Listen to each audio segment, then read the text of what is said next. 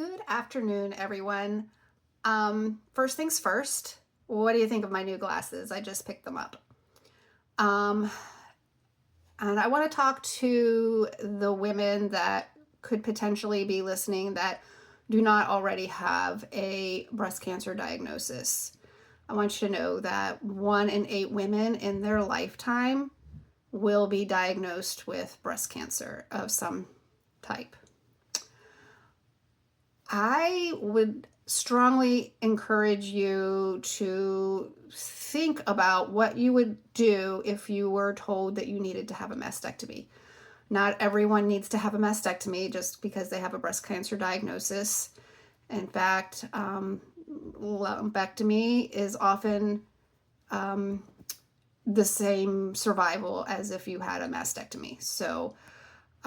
But some people do have a strong recommendation for mastectomy, and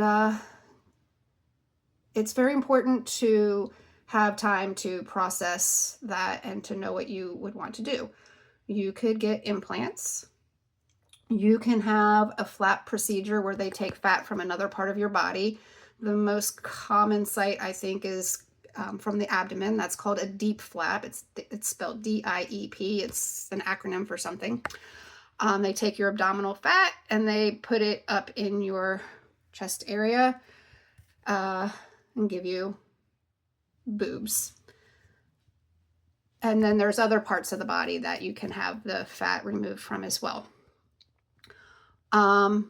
Pretty serious operation. More than one is going to be needed. Or a very viable option is going flat. That is what I ultimately ended up choosing. I just wish that I had more time to process my options initially, because then I would have gone flat initially. Instead, I had a tissue expander placed, planning on doing a DIEP flap, and then ultimately decided I was going to have the second mastectomy and go flat. This is a story for another time, though. For you women that are just learning that you have breast cancer of some kind, I just want you to know that this period of time is absolutely the most difficult emotionally time to be going through, because it's a lot of waiting, a lot of tests, a lot of unknowns. Some test results come back quickly and others take like a couple of weeks. The HER2 results take a couple of weeks. And if they're inconclusive, then you have to have another test. So it's a very draining time emotionally. And I promise you, it will get better. At least it did for me.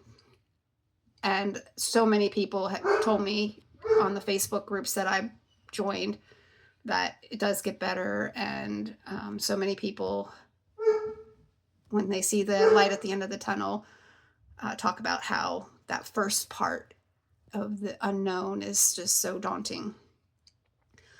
I just want to encourage you to not stress very much if you can.